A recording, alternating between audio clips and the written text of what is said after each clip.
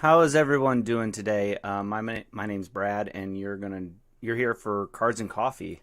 Got 4 viewers. That's good. I was just getting ready to share out this on Twitter, and then I will get right with you. We're going to talk a little bit about the culture of baseball and how that applies to what we're seeing from the St. Louis Cardinals. So bear with me here for just a second. I'm about to send this tweet out, and then we can have a cup of coffee and we'll talk a little bit about the culture of baseball.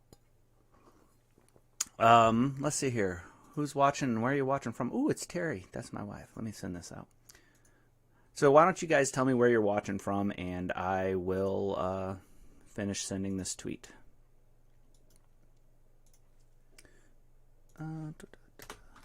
YouTube.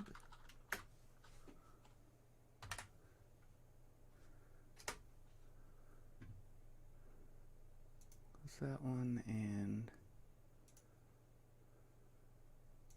yeah, we'll just send that just like that.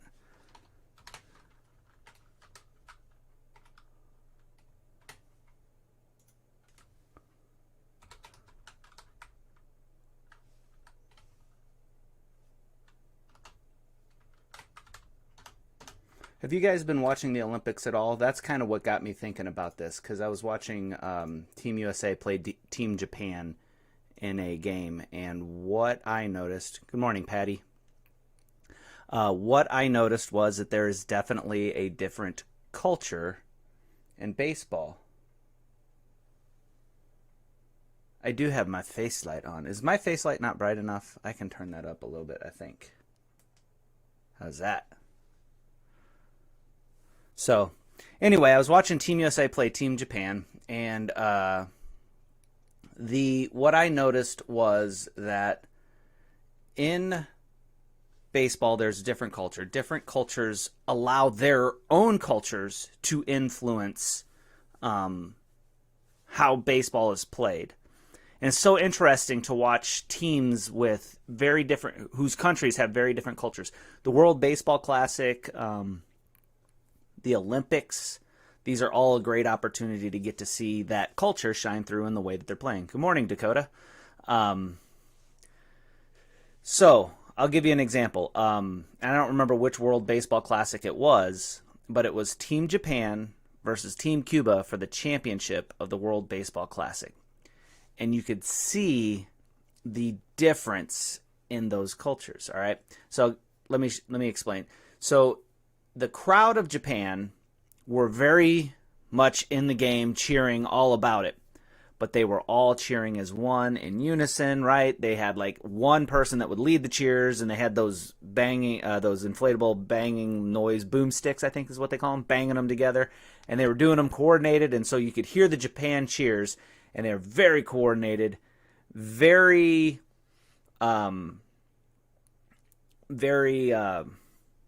together, organized, orchestrated. And you watch Team Japan play baseball, and it was very much the same way. Very solid, fundamental baseball, not a lot of flair. Everything was about the team, not so much about individualism or anything like that. So then you would hear the Cuban side cheering, and everybody, they had brought their own drums, they brought whistles, right? And they're playing, and there's no rhythm to it, togetherness.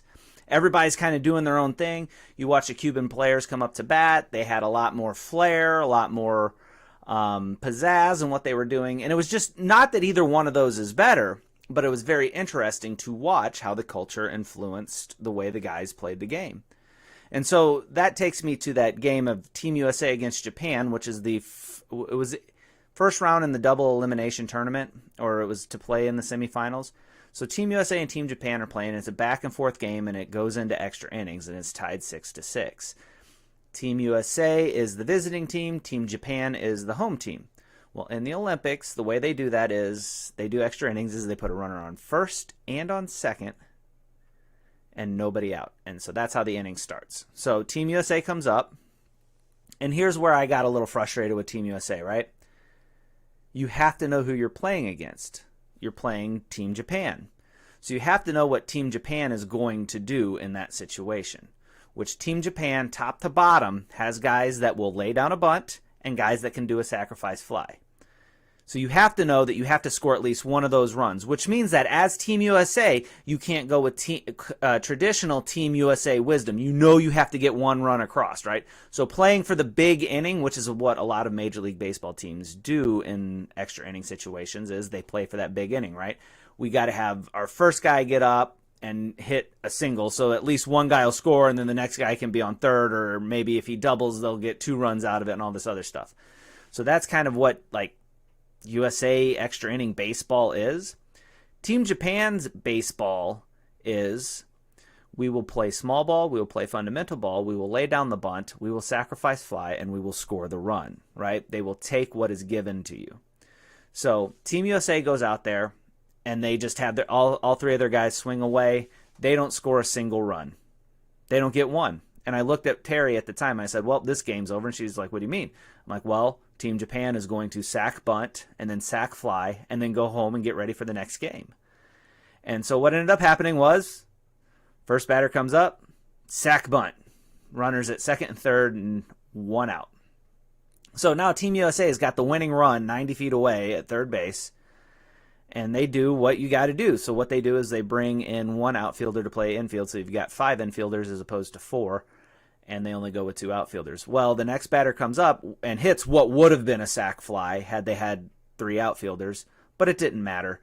Team Japan, the run scored. The ball was deep enough. They did exactly what they needed to do. And so that's what I'm talking about when I talk about the culture of baseball. The culture of baseball isn't a baseball culture. It's how the culture of the country in which it's played influences the sport. But whenever you get into Major League Baseball, so that was Team USA, Team Japan, that's the country influencing. When you get into Major League Baseball, though, that changes a little bit. What ends up happening is if you look at the Cardinals lineup, they have players from all over the world on this team. They've got KK, who's from Korea. They got American players like Adam Wainwright, who's from Georgia. Bro Neal's from Canada. You know, you got Rondon and Carlos Martinez and Yadier Molina, you know, Latin American countries. I think Molina is Puerto Rico. I'm not really sure. I think Carlos Martinez is Dominican. So you've got all these different outside cultures coming together. And so you've got to mend that together and blend that together, and that creates your team culture. So as I'm watching the game last night, one of the things that I notice is that the Cardinals' culture is a little weird. The team culture is a little weird, and I think the team culture is not good for winning baseball. And I don't say this lightly, but the other thing that I've noticed is that your team culture is created by the manager, right? The manager is the one who brings the clubhouse together and gets the guys together. Now, on occasion, a player, a big personality, and a player can bring that together. And I think with the Cardinals, if you look at it, you can see how, you know, Harrison Bader, for example, he can have a big influence on the culture of the team. Can you guys hear that? I hope not. Neighbors mowing the grass now. One of the downsides of doing a podcast in a... Good grief, that's loud. Can you guys hear that? Let me know in chat. But one of the things that can happen is that management can mess with the culture of the team, the jive of the team, and that flies under the radar. So anyway, so like with the Cardinals, one of the things I've noticed about the culture is this, that they are a very big picture franchise, right? They don't focus too much on the micro, and they're very much on the macro, right? They don't get too close to each games, which is okay, you know, and it's a decent strategy. But I believe that they are too far on that side, and they forget about the importance of the game, right? To the point of, like, whenever something goes wrong early in a game, they're like, well, the chances of us winning this game aren't very good, so let's just take it easy for the rest of this game, and we'll come back next week or next game and get them that time. I mean, if you sit back and you watch the Cardinals, you'll see that a lot. They get down big early, and then they just kind of cruise the rest of the way. You don't really see that grit or that fight. And Aaron and I were talking about this a little bit on Monday night, that there are games that would have been won by Tony La Russa whenever he was managing the Cardinals that were lost by Mike Schilt, by the way he manages this team. Tony La Russa was a lot more aggressive as a manager. Now, he was very much not a panic guy, right? I forget what season it was. The Cardinals went out and got blown out, and their offense looked horrible. And he was like, it's the first week of the season. Everybody chill out. So Tony La Russa wasn't a panic kind of guy, which Mike Schilt is the same way. He's not a panic kind of guy. But he's not a panic kind of guy, and he doesn't feel the pressure when he should be feeling the pressure. So the Cardinals are in this situation right now where, this is why they went out and this is what they told us. This is why we went out and got these guys. We went out and we got Lester and we got Happ so that we can compete this year, but compete without sacrificing next year. They didn't want to blow out a bunch of talent, young talent, a bunch of prospects. They didn't want to get rid of them and then just kind of sink the franchise for the future, which I understand. But then you look at how they manage and how they go after games, and you're like, it doesn't really seem like you're all that much worried about it. Or you are worried about it, but you're not taking the right approach in this situation, right? What are they down by? How many? Let's see here. Standings. The Cardinals are now 10 games out of the lead in the Central Division. You lose one game, and boom, you're out 10. Right? You're teetering on ability to make good plays or to make the playoffs by at 7 and 8 games out. But whenever you're out 10, the more you get out, the less chance you have because you're knocking one game off of the season and you're losing ground. What you need to do is you need to fight for every run. You need to fight for every play. You need to do that. So what are you saving things for, right? So one of the examples I gave was Mike Schilt didn't want to pull Woodford, right, because he wanted to save his bullpen. So he let Woodford stay in that game. Woodford gave up, 7-0 against them, against Minnesota in his last start. He gave up 7 runs in 3 innings, and then they pinch hit for him. I mean, there's no excuse for that. Because what ended up happening was Schilt was trying to save his bullpen by leaving Woodford in, and he was trying not to use a pinch or to, shorten his bench by having to use a pinch hitter or a double switch or something too early. What ended up happening was he let the game get out of hand. The game got out of hand, and he still had to use a pinch hitter, and he still had to use most of his bullpen. And he didn't even get the win out of it. He didn't even get a chance at the win out of it. I just don't understand what his mindset is, And he'll sit there and he'll talk about how this is the right decision, this is the right call. And it's like, no, it's not, because you lost. It might be the book call. It might be the reasonable decision to make. But if it doesn't work, it's a bad decision. So don't tell me it's the right decision. Don't tell me that. See, here, Dakota said that he thought Schilt's post-game comments were not acceptable. I feel like he was making excuses for Lester by saying that he was good after giving up 5 runs in the first inning. He gave up 6 runs in the game, and no way that's good. No, yeah, you can't win ball games like that. But like Aaron said too, at the end of the day, 1 run isn't going to cut it. And that 1 run was almost like a token run, right? It wasn't even like, it didn't mean anything. As a matter of fact, the Cardinals thoroughly and fully got beat last night, and the only player on the Cardinals roster who didn't get whipped was Tyler O'Neill. Tyler O'Neill didn't get beat last night. He made great plays in the outfield, and he got on base 4 times, and he was 3 for 3. That is not getting beat, but one guy doesn't make a team.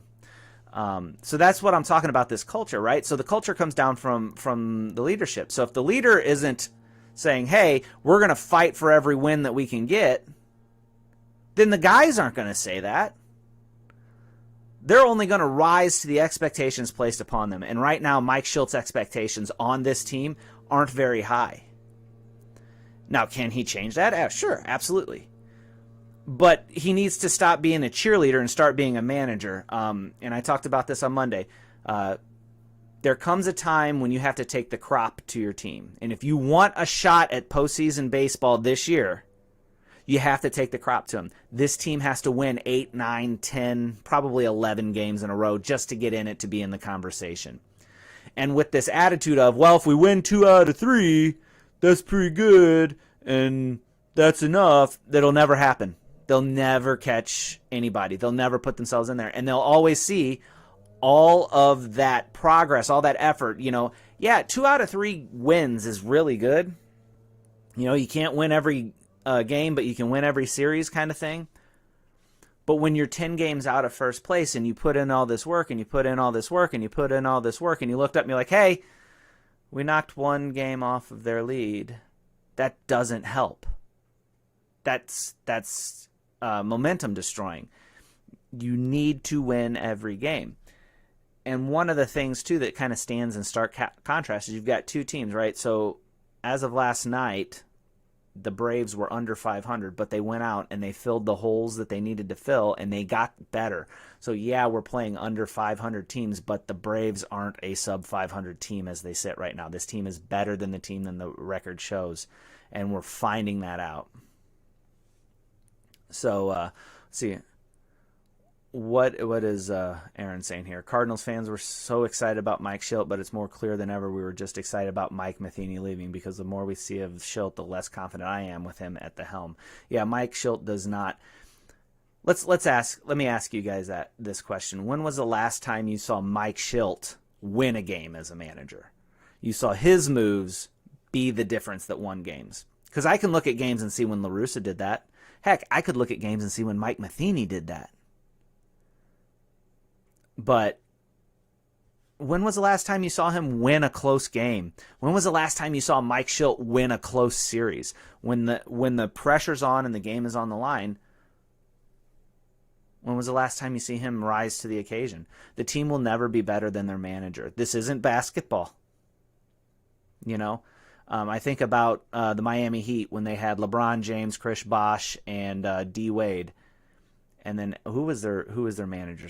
Eric something or other, the coach. He didn't make any difference on that team. He was just a guy to sit there because you had to have somebody sit in that place. You can't take that strategy in baseball because the manager makes so many decisions that are vital to the way the game goes, and they have lasting consequences. I'm not really sure what Mike Shilt's thinking, right?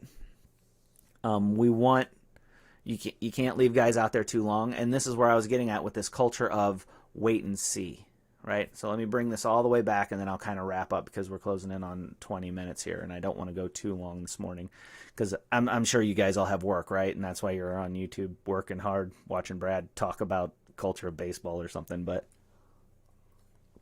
so the organization, right? We knew early in June, whenever Flaherty and Michaelis went down, that we were going to have pitching. We were going to need it if we were going to get through the rest of the season because both of those injuries looked like really long-term injuries. And then, losing Carlos Martinez long-term just made it way worse, right? An already stressed out, thin pitching staff was thinner. So the only 2 people doing anything were Adam Wainwright and KK.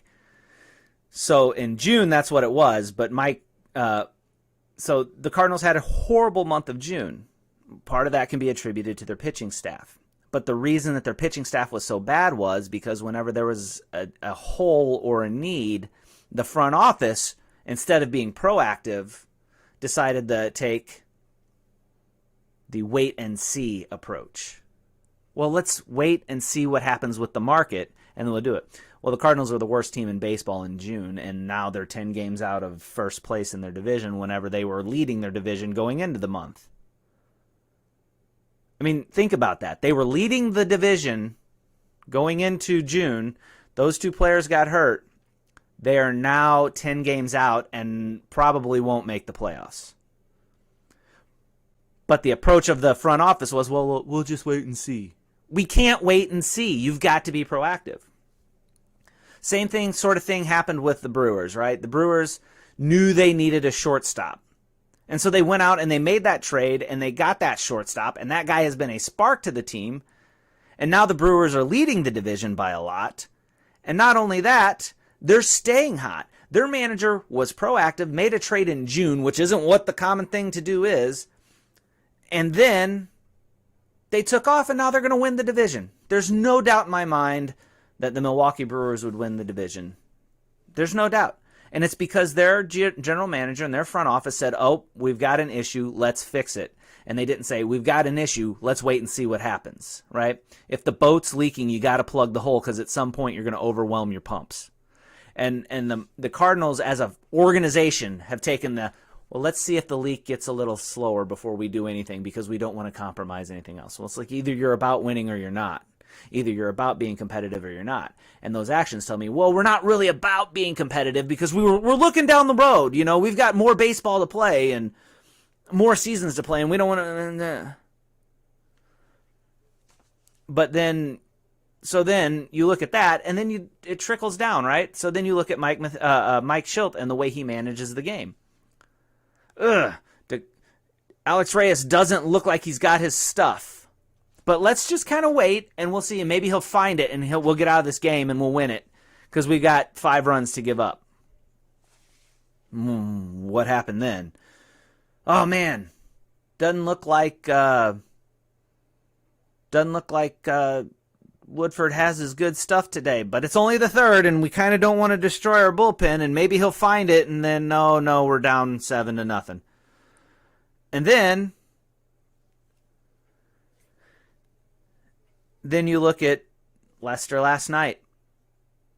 Lester did not have it in the first inning. He didn't. And honestly, I think the right move is to not let the game get out of hand.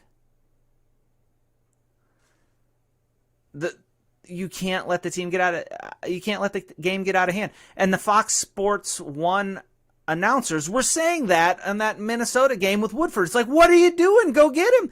I'm sitting at home saying that. My dog's laying next to me looking at me like, Brad, why doesn't Mike go and get him? He doesn't have his stuff.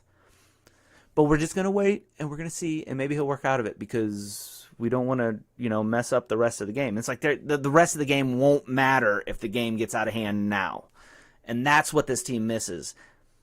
They are so much focused on the rest of it that they're not focused on the here and the now and what's going on right in front of them. And they really need to pay attention to what's going on right in front of them because you don't have games to give on down the road. You don't have those games. You need to win almost everything. You need to win a lot. And so whenever your guy doesn't have it early, you need to manage like you're in the playoffs. There's no manager on the face of this earth, except for maybe Mike Schilt, that would have left their starter out there if that was a playoff game last night.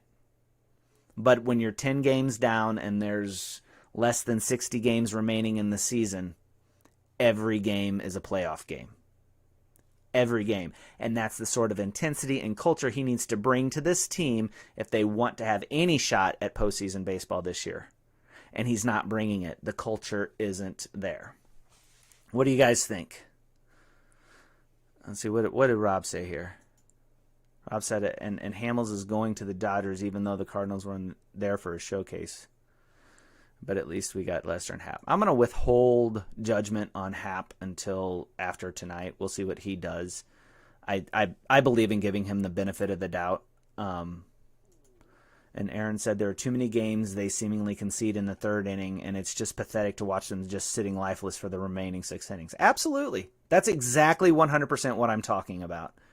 They just kind of give up because the manager has, we'll get them next time attitude. What happened to the hard 9? They still play it on the commercial. You'll see it. It's a little girl talking about, in St. Louis, we believe in this, in that, and playing the hard 9. No, you don't. I mean, you might believe in it, but this team doesn't. Maybe 1 or 2 guys on this team believe in it. But it almost seems like they get down a bunch early, and then they're like, well, here we go again. Let's just reset for tomorrow. And at one point, there's not going to be a tomorrow. It's not going to matter. And you watch whenever this team is mathematically eliminated from the playoffs, watch what happens, because I promise you, if you think the wheels are off now, wait until it doesn't matter to them at all. They're done. They will be, if you think this is uninspiring baseball, that will be uninspiring baseball. And it's all because the leadership isn't leading. Mike Shildt is not a leader. He's not a good manager. He's none of it. He has no business being in the major leagues as a manager. He makes too many mistakes that you would never see. You would never see. Darren says we're already out 10 games. Yes, I know I mentioned that. We're not mathematically eliminated yet. But once it becomes clear that there is no tomorrow, he's not proven at all, Darren.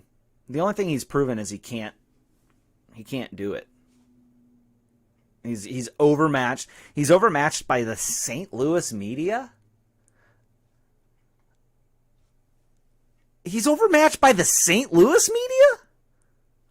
Don't get me wrong. I like D. Gould and Katie Wu and these guys. I think Brendan and them, I think that crew does a good job of asking questions. But this is not a harsh media. And to see him crumble under their questionings, this is a Midwestern media. They're very polite.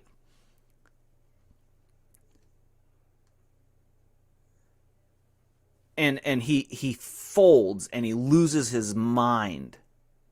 And he's like, and then he gets mad. It's like, yeah, no, we're going to second guess you because what you did didn't work. And if you're a manager of a St. Louis baseball team, if you're a manager of a major league team, you should expect that second guessing, not butt licking and butt kissing. Are you kidding me? So I don't think that he has it. I don't think that he will ever have it. He hasn't proven to me anything other than he crumbles under pressure. I'm being for real. And if I'm wrong, please, somebody correct me. I'm trying to remember of any close series that the Cardinals have won that he's been the manager of the team. The elimination game against the Braves, I mean, they got up 10 in the first inning or something like that, and then it was just cruising from there. He never managed this team into a victory. That's for sure. So anyway, that's all I got, guys. We're right at 30 minutes, so I will let you guys go to do the rest of your day. Thank you for joining me. But before I go and before you go, please hit the socials. If you haven't already, give us a follow. My Twitter handle is @RangeBrad. Aaron's in the chat. His Twitter handle is @AaronMSTL. You can follow the podcast on Twitter @Musial_suspects. If you haven't already, please like us on Facebook, facebook.com/MutualSuspects. I see 1 like on the stream. I'd like to have like 4 since we got 8 watching. And then we're also on YouTube. You can search us @MutualSuspects. Make sure you type in Musial and not musical because the YouTube likes to autocorrect to musical. And Musial is a weird word, and it's a last name and not an actual word, and YouTube doesn't like that. So if you would search it, make sure it's Musial Suspects. And then whenever you get to Musial Suspects, hit that subscribe button and then tick that notification bell so that whenever we go live, usually Monday evenings and Wednesday mornings, you'll get a notification and you can go, oh, hey, it's the Musial Suspects, and I can watch that, all right? So like it says, please like and subscribe and turn on notifications. And I will catch you guys next. Ooh, hold on. I got 3 comments here.